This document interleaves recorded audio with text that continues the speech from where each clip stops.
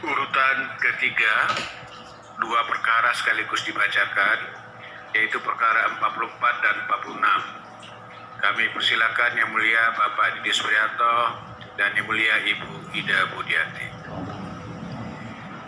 Putusan nomor 44 PKE DKPP Romawi 1 2021, nomor 46 PKE DKPP Romawi 1 2021, Dewan Kehormatan Penyelenggara Pemilu Republik Indonesia demi keadilan dan kehormatan penyelenggara pemilu memeriksa dan memutus pada tingkat pertama dan terakhir pengaduan nomor 27P dan seterusnya yang diregistrasi dengan perkara nomor 44 dan seterusnya, dan pengaduan nomor 31P dan seterusnya yang diregistrasi dengan perkara nomor 46 dan seterusnya, menjatuhkan putusan atas dugaan pelanggaran kode etik penyelenggara pemilu yang diajukan oleh identitas pengadu dan para teradu perkara nomor 44 PKE DKPP Romawi 1 2021,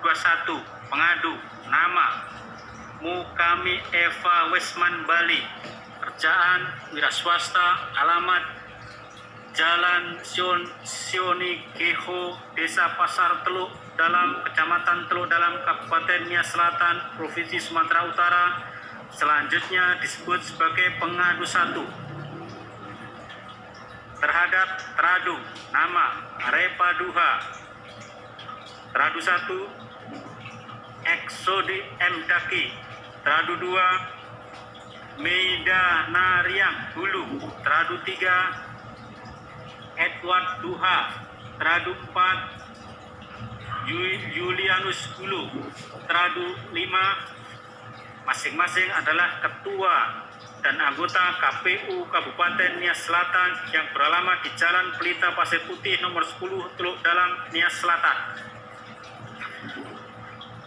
Selanjutnya teradu 1, 2, 3, 4, dan 5 disebut sebagai para teradu. Dalam perkara nomor 46 PKE DKPP Romawi 1 2021, pengadu nama Idia Lisman Daki, pekerjaan calon Bupati Kabupaten Nias Selatan tahun 2020, alamat Jalan Baru, Pasar Teluk Dalam, Kecamatan Teluk Dalam, Nias Selatan, Provinsi Sumatera Utara. 2. Nama Sozanolo Daruru, pekerjaan calon Wakil Bupati Kabupaten Nias Selatan tahun 2020, alamat Kelurahan Diliha Dolu, Kecamatan Gilis Salawan, Kabupaten Nias Selatan, Provinsi Sumatera Utara. Memberikan kuasa kepada Dodi Boy Venaloza, advokat, Jalan Anggrek Nelly Murni, Slipi, Jakarta Barat. Selanjutnya pengadu 1 dan pengadu 2 disebut sebagai para pengadu. Terhadap teradu nama Repa Duha, teradu 1 Eksodi M. Daki, teradu 2 Meidana Riang Hulu, teradu 3 Edward Duha, teradu 4 Julianus Hulu, teradu 5, masing-masing adalah ketua dan anggota KPU Kabupaten Nias Selatan yang beralamat di Jalan Pelita Pasir Putih, Teluk Dalam, Nias Selatan, Sumatera Utara. Teradu 1, teradu 2, teradu 3, teradu 4, dan teradu 5 selanjutnya disebut sebagai para teradu. Membaca pengaduan para pengadu, mendengar keterangan para pengadu, mendengar jawaban para teradu, mendengar keterangan pihak terkait, dan memeriksa dan mempelajari dengan seksama segala bukti yang diajukan para pengadu dan para teradu. Duduk perkara, kewenangan DKPP dan kedudukan hukum dianggap telah dibacakan. Pertimbangan putusan: menimbang jawaban dan keterangan para pengadu, para teradu, keterangan pihak terkait, bukti dokumen serta fakta yang terungkap dalam sidang pemeriksaan, DKPP berpendapat para pengadu pada pokoknya mendalilkan para teradu tidak melaksanakan rekomendasi Bawaslu Kabupaten Nias Selatan nomor 915 dan seterusnya tertanggal 18 Desember 2020 dan nomor 940 dan seterusnya tertanggal 27 Desember 2020. Para teradu juga didalilkan telah salah menerapkan peraturan KPU nomor 25 tahun 2013 bagaimana telah diubah dengan peraturan KPU nomor 25 tahun 2013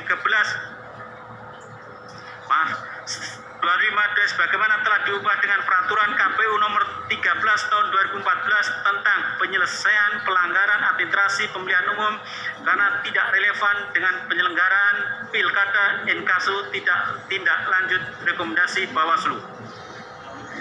Para teradu membenarkan telah menerima 2 surat penerusan rekomendasi dari Bawaslu Kabupaten Nias Selatan dan pada tanggal 18 Desember 2020 dan 27 Desember 2020.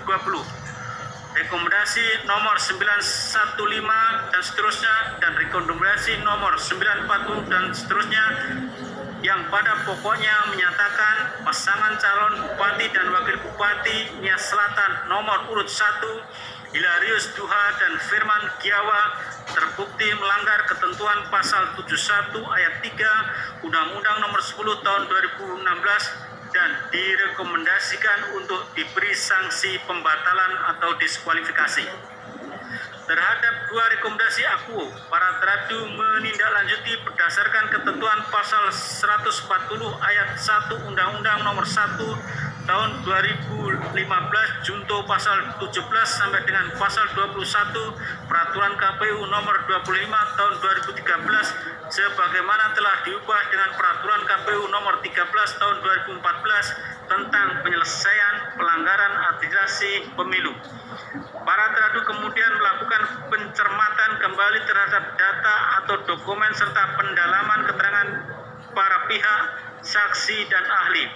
Terhadap rekomendasi nomor 915 dan seterusnya, para teradu meminta keterangan Ketua DPRD Kabupaten Nias Selatan, Ketua TAPD Kabupaten Nias Selatan, Kepala Dinas Pertanian Kabupaten Nias Selatan, pelapor Dirjen Otonomi Daerah Kementerian Dalam Negeri, ahli hukum tata negara Jan Patar Simamora, dan ahli pemilu Titi Anggraini.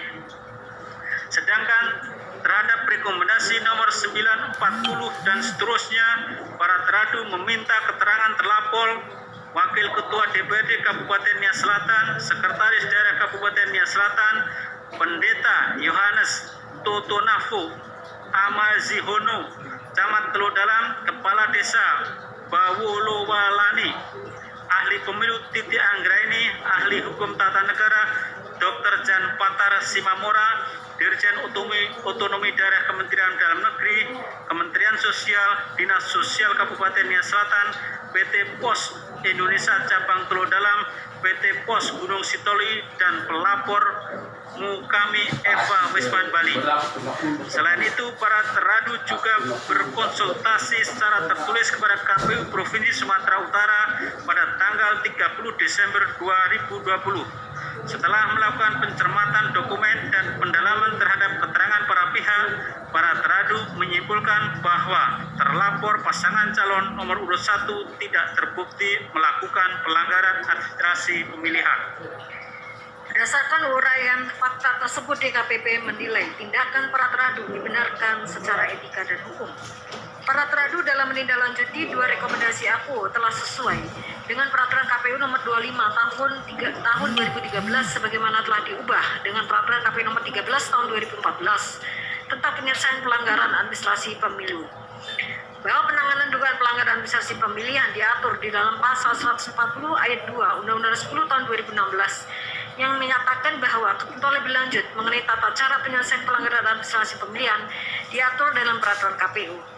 Dalam hal ini, sepanjang peraturan KPU sebagaimana diatur dalam pasal 140 ayat 2 Undang-Undang nomor 10 tahun 2016 belum dicabut, Maka DKPP berpendapat mekanisme dan proses penyelesaian pelanggaran administrasi masih menggunakan Peraturan KPU Nomor 25 Tahun 2013, Junto Peraturan KPU Nomor 13 Tahun 2014 tentang penyelesaian pelanggaran administrasi pemilihan umum. Bahwa pasal 17 menyatakan KPU Provinsi, KIP Aceh, KPU KIP Kabupaten Kota, PPK, PPS, PPLN, KPPS, KPPSLN wajib menindaklanjuti rekomendasi Bawaslu sesuai dengan tingkatannya. Kemudian pasal 19 menyatakan KPU Provinsi, KIP Aceh, KPU KIP Kabupaten Kota, PPK, PPS, PPLN, KPPS, KPPSLN membuat keputusan dalam rapat pleno yang selanjutnya